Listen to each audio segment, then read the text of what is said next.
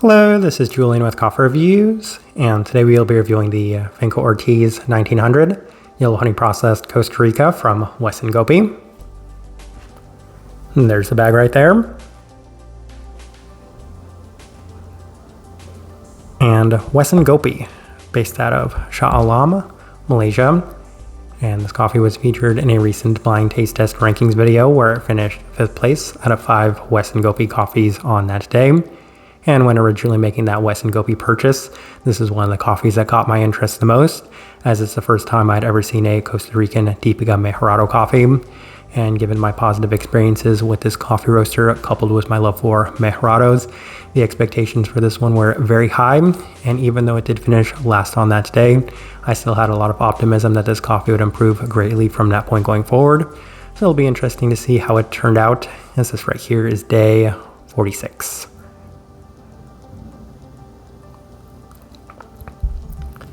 And recipe we went with for this one was a slightly toned down recipe at a 16:1 water to coffee ratio, brewed at 94 degrees Celsius, about 201 degrees Fahrenheit.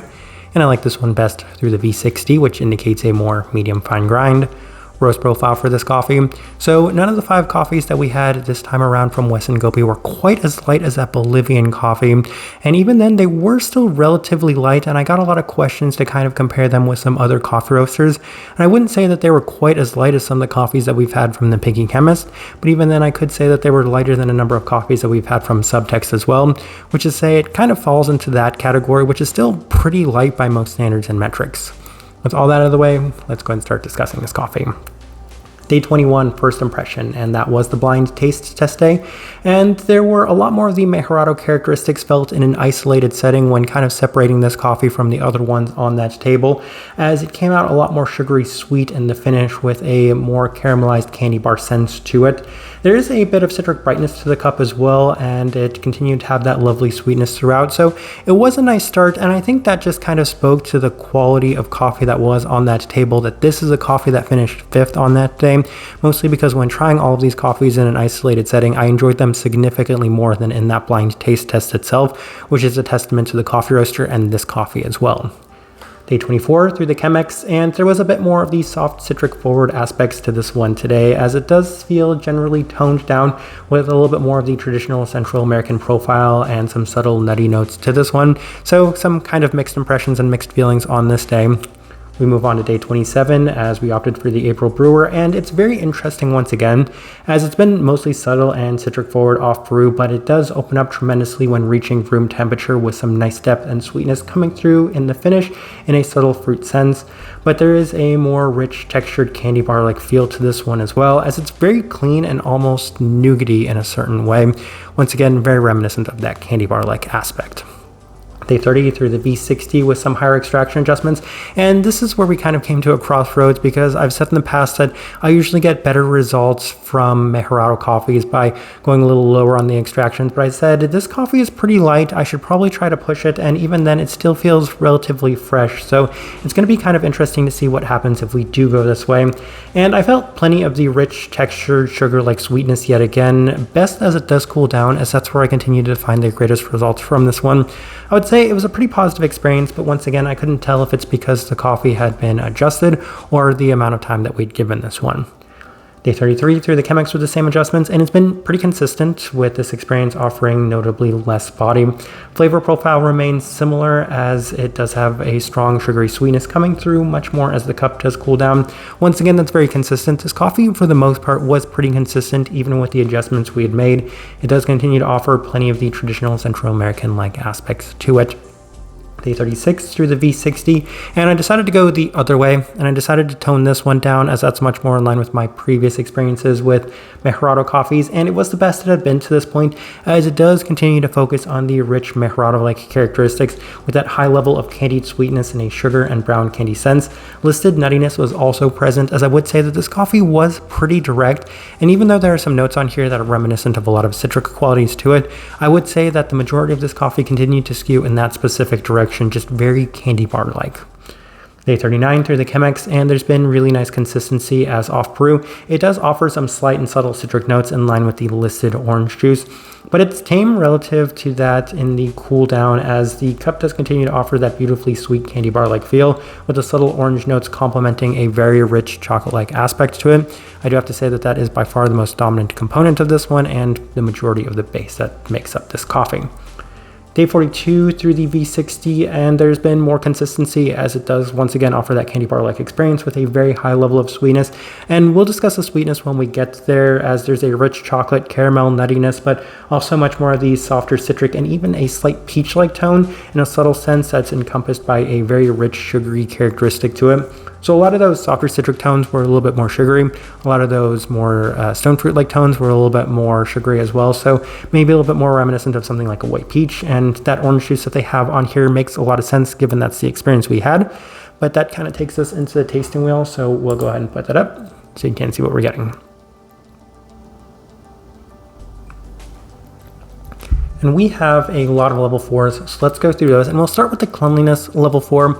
So this one, being a yellow honey processed coffee, did have the potential of not necessarily being overly clean. But when you kind of go through these series of these Wes Ngopi coffees, I don't think I've actually had a coffee from Wes Ngopi that will score below a 4, as for whatever reason, all of their coffees do have such wonderful clarity to them. This one is no exception, as you couldn't tell that this one isn't a truly wash processed coffee, as the clarity is extremely in line and reminiscent of wash processed coffees in general. So level 4 is definitely where this one belonged, especially given that there was really nice definition to the notes present within this coffee. Finish, level 4.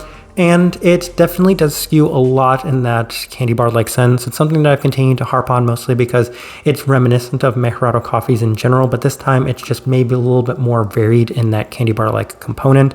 I've said before with so many Mejorados that they have that very intense brown candy characteristic. A lot of people also describe it as honey, but even then it's very sweet and sugary. And this one has that as well in significant abundance, and that seems to be the lingering and lasting aspect within this coffee. Sweetness, level 4, and I was toying back and forth as to where I wanted to put the sweetness for this coffee, because it is a very, very sweet coffee, and I think some of the other coffees that we are reviewing in the series are slightly sweeter. You guys probably have a good idea of what those ones might be, but this one is very, very close to that level 5. I think I just kind of wanted to demonstrate the level of sweetness that are present in some of the other coffees, and given that this one at times can be a little subtle, most specifically within those citric tones, I wanted to keep this one there at that level 4, though it is still an extremely sweet coffee. Florality, level 4, and that's something we haven't necessarily discussed, as there's a surprisingly high amount of floral components within this one, and I'm mostly thinking a little bit more of those honeysuckle-like aspects, which is reminiscent of a lot of Mejorado coffees. As I've said, there's that floral honey-like component that is present, something that a lot of people describe with this varietal in specific. So that was felt here, and I think that's very much a characteristic of the varietal that was present within this coffee. Citrus, level 4, and I feel like maybe that was a slight bit of a stretch, but the citrus was present enough in that slightly more subtle sense, and given that this coffee was very clean and it was the most dominant of the fruit components, I decided to put that one up there at that level 4, even if it wasn't necessarily the most abundant characteristic within this coffee. Chocolate and caramel level 4, I'll discuss both those side by side, mostly because they did make up the majority of the base of this coffee, as they were both ever-present qualities and components within this one. And I think it's kind of interesting given that this is of the Costa Rican origin, as I feel like that probably had a pretty significant role in the way that this coffee did turn out, because I think a lot of the notes they had on here were something along the lines of hazelnut, which is where the savoriness is there at that level 3. But outside of that, it just continued to remain very much reminiscent of that kind of, we'll say, nutty chocolate bar throughout the entirety of this one. Already discussed the savoriness.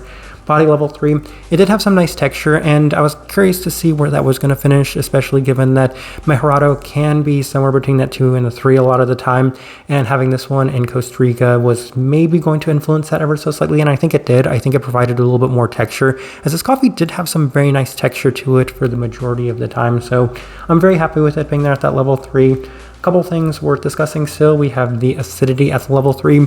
Not necessarily the brightest coffee. At the same time, I didn't make a point to push this one too much, so that's why I decided to leave it there at that level 3. And I think that's going to be a little bit of an interesting theme when discussing these Wes Ngopi coffees, And then the final thing worth discussing is the stone fruit at a level 3. I touched on that briefly, mentioned how there's a little bit of a stone fruit-like aspect. I can't recall whether or not they have any sort of stone fruit note listed on here, but I could see that, again, in that subtle sense, the citrus was maybe a little bit more pronounced and prominent than that stone fruit, as neither of which were overly abundant, but even then they were still slightly present, so I decided to put that one there at that level 3. But as I'm looking at this tasting wheel, I do think it's a pretty good representation of what I was getting from this coffee. All right, so my overall thoughts and impressions of this coffee, it's actually extremely positive. So even though this one did finish last on that day, I do have to say that this coffee improved enough to the point where it certainly wasn't my least favorite of these Wes Ngopi coffees. And given that I did enjoy all of the coffees that we are going to be discussing and reviewing from them, that says a lot about how improved this coffee had been right from the onset. It did remind me so much of some of the other Mejorado coffees, which is exactly what I was hoping for and looking for within this coffee. And I do have to say that as far as Costa Rican coffees go, this one is probably my favorite Costa Rican coffee I've ever had, mostly because it does stand out and is a little bit more unique from other Costa Rican coffees, but I don't think that's a surprise given just how much I love this varietal. So massive credits to Wes Ngopi and the producers on this one, as I found this to be a very interesting coffee, and I'm very curious to see if maybe some other producers in Costa Rica might also try the Mejorado out, because that would kind of open up a lot of possibilities to it, because I feel like there's some extremely high potential with this combination of origin and varietal. Type of person I would suggest this coffee to. If you like your very sugary, a little bit more traditional candy bars, so most specifically that chocolate, caramel, nougat, nuttiness, then I feel like this one's a very good fit for you because it was present in a very clean, defined, and pronounced manner with so much sugary sweetness to it that it made me very much enjoy this. As far as coffees in this vein go, I would have to say that this is probably one of the most enjoyable experiences I've had in that regard. As I've said in the past, that I do like lighter profiled coffees that offer this sort of profile to them, and this one was an exemplary example of that. So that's the best direction I can point somebody towards for this one, and the best way I can leave this review. If you by chance had an opportunity to try the coffee, I'd love to hear your thoughts and impressions of it as well. If you're enjoying the content, give this video a like, subscribe if you're not already subscribed. This right here has been a review of the Finca Ortiz 1900 Ill Honey Processed Costa Rica from Wes Ngopi. Thank you for watching.